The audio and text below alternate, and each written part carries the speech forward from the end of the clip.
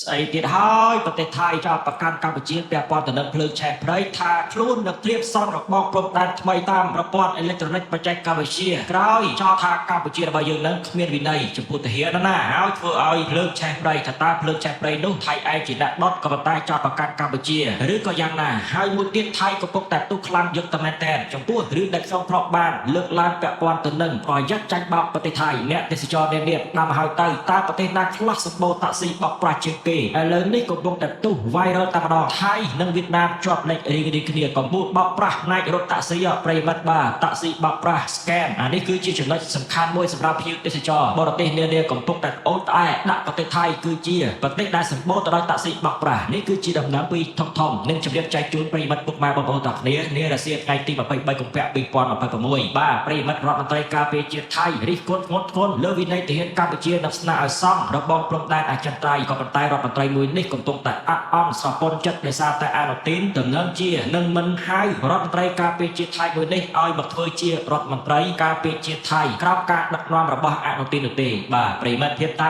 ាមបណ្ដោយព្រំដែនកម្ពុជាថៃបានកើនឡើងកម្ដៅជាថ្មីតាមរយៈពាក្យសម្ដីនានាបន្ទាប់ពីលោកឧត្តមសេនីយ៍ណផានិតរដ្ឋមន្ត្រីការពារជាតិថៃបានចេញមុខរិះគន់ចំលើទាហានកម្ពុជាក៏ដូចជាលោកទាសីហារដ្ឋមន្ត្រីការពារជាតិរបស់កម្ពុជាពាក់ព័ន្ធនឹងបញ្ហាវិន័យនិងការបង្កមានភ្លើងឆេះព្រៃនៅតាមព្រំដែនបាទខ្ញុំថាថៃដុតព្រៃខ្លួនឯងចោទប្រកាន់កម្ពុជាប្រិមិត្តគិតអញ្ចឹងអត់បើថៃចោទប្រកាន់កម្ពុជាយើងដឹងកម្ពុជាថៃថាថៃគឺជាអ្នកធ្វើត្រូវចាំមើលនឹងប្រិមិត្តលោកបានពំៀនថាសកម្មភាពទាំងនេះរួមទាំងការផ្សព្វផ្សាយព័ត៌មានមិនពិតអាចនឹងរុញច្រានឲ្យមានការទុំចំនួនរវាងប្រទេសទាំងពីរជាលើកទី3នៅក្នុងកិច្ចសម្ភាសន៍បញ្ជាការដ្ឋានកងទ័ពថៃកាលពីថ្ងៃទី23កុម្ភៈថ្ងៃនឹងតែម្ដងរដ្ឋមន្ត្រីការពារជាតិថៃរូបនេះបញ្ជាក់ថាទោះបីជាបញ្ហាភ្លើងឆេះព្រៃមិនត្រូវបានលើកយកមកពិភាក្សាក្នុងកិច្ចប្រជុំក្រុមប្រឹក្សាការពារជាតិក៏ដោយប៉ុន្តែលោកបានតាមដានយ៉ាងដិតដល់ចាប់តាំងពីមានការដុតបំផ្លាញលោកបងមកម្លេះលោកបានអះអាងថាលោកបានតាក់ទងទៅកាន់ភាគីកម្ពុជាដើម្បីបង្ហាញពីក្តីបារម្ភចំពោះកង្វះវិន័យរបស់ទាហានជួរមុខដែលបានដុតបំផ្លាញព្រៃឈើតាមព្រំដែនដែលទង្វើនេះមិនត្រឹមតែប៉ះពាល់ទៅដល់បរិស្ថានប៉ុណ្ណោះនោះទេប៉ុន្តែថែមទាំងអាចបង្កឲ្យមានការយល់ច្រឡំនិងចំនួនប្រដាប់អាវុធទៀតផ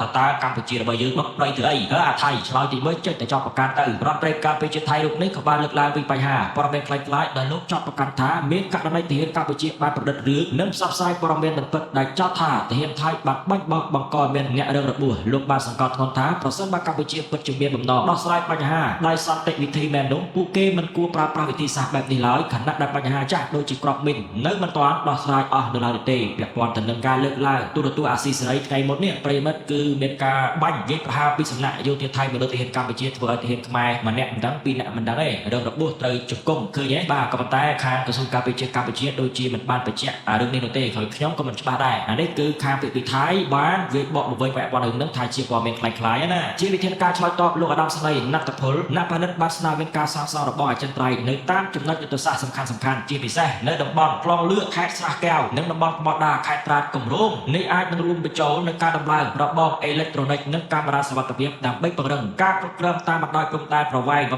798គីឡូម៉ែត្រដែលលោកចាត់ទុកថាជាតំបន់ប្រឈមមុខនឹងការឈ្លានពានពីសំណាក់កងទ័ពដែលខ្វះវិន័យក្រៅពីការរឹតបន្តឹងសន្តិសុខលោកក៏បានបង្ហាញពីផែនការយុទ្ធសាស្ត្រក្នុងការបង្កើតភូមិព្រំដែនការពារខ្លួនដោយផ្ដល់ដីធ្លីជូនអតីតយុទ្ធជនថៃឲ្យទៅតាំងទីលំនៅតាមបន្ទាត់ព្រំដែនផែនការនេះត្រូវបានអនុម័តដោយក្រសួងធនធានធម្មជាតិនិងបរិស្ថានរួចរាល់ទៅហើយដែលមានគោលដៅអនុញ្ញាតឲ្យកងទ័ពថៃអាចដកថយពីជួរមុខបានប្រសិនបើប្រព័ន្ធការពារនិងភូមិសាស្ត្រការពារខ្លួនត្រូវបានរៀបចំឡើងពេញលេញតាមលក្ខណៈបច្ចេកទេសទាំង5ចំណុចដែលបានកំណត់នេះគឺជាអ្វីដែលមេទ័ពថៃក្រសួងការពារជាតិនិយាយហើយអាប៉ែនេះក៏មានការអូនត្អែអាក់អន់សម្ពន្ធចិត្តផងដែរបាទពាក់ព័ន្ធទៅនឹងអនាគតមិនច្បាស់លាស់រដ្ឋមន្ត្រីការពារជាតិថៃរូបនេះបង្ហាញថាមិនទាន់មានការតាក់ទងឬតំណែងក្នុងឋានៈរដ្ឋមន្ត្រីថ្មីនោះទេចឹងទេកំពុងតែស្បៃឯងបាទខំធ្វើការប៉ុណ្ណឹងដែរគេអត់តាក់ទងមកទេពាក់ព័ន្ធរឿងតំណែងទូនាទីក្នុងរដ្ឋាភិបាលនោះទេនេះលោកអ្នកបណ្ឌិតរដ្ឋមន្ត្រីការពារជាតិថៃបានចេញមកបញ្ជាក់ជាផ្លូវការនៅថ្ងៃនេះមិនទាន់ទទួលបានការតាក់ទងណាមួយដើម្បីបន្តការតំណែងក្នុងឋានៈរដ្ឋមន្ត្រីថ្មីនៅឡើយទេស្របពេលដែលអាណត្តិរដ្ឋាភិបាលបច្ចុប្បន្នជិតឈានដល់ទីបញ្ចប់លោកបានបង្ហាញចំហយ៉ាងច្បាស់ថាការផ្ដោតអារម្មណ៍ចម្បងរបស់លោកនៅពេលនេះគឺការបំពេញទូនាទីដែលនៅសេសសល់ឲ្យបានល្អបំផុតរហូតដល់ថ្ងៃចុងក្រោយថ្លែងទៅកាន់ក្រុមអ្នកសារព័ត៌មា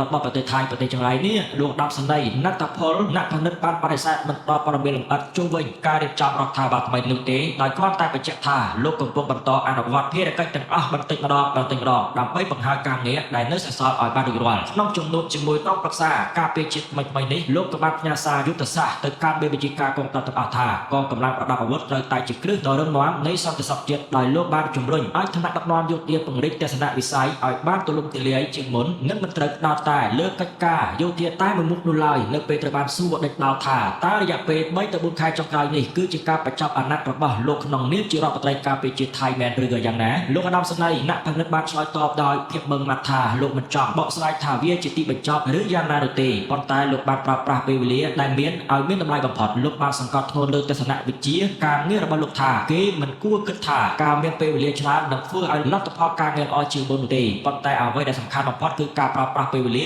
ដែលមាននៅក្នុងដៃឲ្យអស់ពីលទ្ធភាពទោះជាយ៉ាងណាលោកបានបដិសេធមិនធ្វើអត្ថាធិប្បាយជុំវិញលទ្ធភាពនៃការបន្តការតំណែងក្នុងអាណត្តិក្រោយនោះទេដោយគ្រាន់តែបង្ហាញនៅមោទនភាពចំពោះការខិតខំប្រឹងប្រែងរបស់លោកក្នុងរយៈពេលកន្លងមកការបង្ហាញឲ្យដឹងពីភាពមិនច្បាស់លាស់នៃតំណែងរបស់រដ្ឋមន្ត្រីការពារជាតិរូបនេះកំពុងបង្កើតឲ្យមានការចាប់អារម្មណ៍យ៉ាងខ្លាំងពីមជ្ឈដ្ឋាននយោបាយថៃខណៈដែលការរៀបចំរចនាសម្ព័ន្ធគណៈរដ្ឋមន្ត្រីថ្មីកំពុងខិតជិតដល់អញ្ចឹងទេរដ្ឋមន្ត្រីការពារជាតិថៃនេះកំពុងតែហាក់បង្ហាញអារម្មណ៍មួយអន់ចិត្តដែរបាទអនុទានអត់ចុចឈ្មោះរូបលោកឬក៏បង្ហាញឲ្យដឹងថាត្រូវបញ្ចប់ត្រឹមហ្នឹងឬក៏បន្តទូនាទីដទៃផ្សេងទៀតដោយសារតែលោកសៀអាសាក់ទៅរដ្ឋមន្ត្រីសំខាន់មួយចំនួនគេចុចឈ្មោះហើយបាទនេះគឺជារឿងមួយផ្នែកហើយមួយផ្នែកទៀតនោះកំពុងតែផ្ទុះនៅលើបណ្ដាញសង្គមទាំងសង្គមថៃផងកាសែតថៃផងកំពុងតែអាក់អន់ស្រពន់ចិត្តហើយពិភពលោកទេសចរអន្តរជាតិកំពុងតែរិះគន់ចំពោះតាក់ស៊ីរបស់ថៃបោកប្រាស់គេប្រិមិត្តជាទីមេត្រីសូមแชร์ជាបន្តដំណឹងថ្មីអ្នកទេសចរត្រូវដឹងតើប្រទេសណាខ្លះដែលសម្បូរតាក់ស៊ីបោកប្រាស់នោះបាទប្រទេសថៃមួយវៀតណាមមួយជាប់លេខរៀង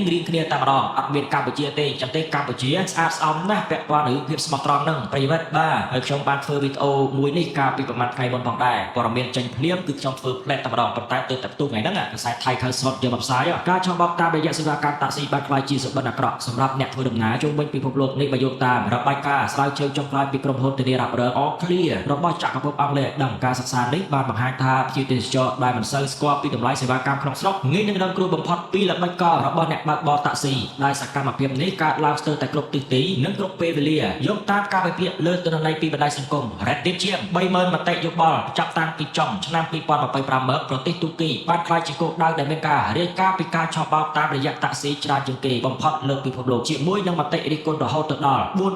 4,224 ករណីដែលជាចំនួនច្រើនជាងប្រទេសឥណ្ឌាជិតទ្វេដងអ្វីដែលគួរឲ្យកត់សម្គាល់នោះគឺតំបន់អាស៊ីអាគ្នេយ៍របស់យើងតែម្ដងដែលជាគោលដៅទេសចរដ៏ពេញនិយមក៏មានឈ្មោះក្នុងបញ្ជីខ្មៅនេះផងដែរដោយប្រទេសថៃជាប់ចំណាត់ថ្នាក់លេខ3គឺ 2,169 មតិយោបល់ណាគេប្រាប់ភ្ញៀវទេសចរគេបញ្ចេញឧបនាមតិយោបល់គឺថៃជាប់លេខ3និងប្រទេសវៀតណាមជាប់ចំណាត់ថ្នាក់លេខ4 1,441 មតិបាទរបាយការណ៍ដដែលក៏បានបង្ហាញពីប្រទេសដទៃផ្សេងទៀតដែលមានហានិភ័យខ្ពស់រួមមានអេស៊ីអូស្ត្រាលីមិចស៊ិកម៉ារ៉ុកនិងសូម្បីតែមហាអំណាចដូចជាសហរដ្ឋអាមេរិកកាណាដាក៏មិនត្រូវបានលើកលែងផងដែរចំណែកឯនៅក្នុងតំបន់អឺរ៉ុបប្រទេសបារាំងអ៊ីតាលីនិងណ័រវ៉េសក៏ស្ថិតក្នុងចំណោមប្រទេសកំពូលទាំង15ដែលភ្ញៀវទេសចរត្អូញត្អែច្រើនបំផុតការរកឃើញនេះគឺជាសារដាស់តឿនដ៏សំខាន់សម្រាប់អ្នកទេសចរឲ្យបង្កើនការប្រុងប្រយ័ត្នប្រើប្រាស់កម្មវិធីហៅរថយន្តដែលមានតម្លាភាពឬសិក្សាពីតម្លៃសម្បត្តិនិងផ្លូវធ្វើដំណើរឲ្យបានច្បាស់លាស់មុនពេលចាក់ចេញពីពលានយន្តហោះនេះគឺជាដំណឹងពីចំណុចធំជំរាបចែកជូនទៅកាន់ប្រិយមិត្តពុកម៉ែបងប្អូនទាំងគ្នាបើពេញចិត្តចំពោះការអត្ថាធិប្បាយព័ត៌មានសូម like comment share អរគុណទុកជាមុន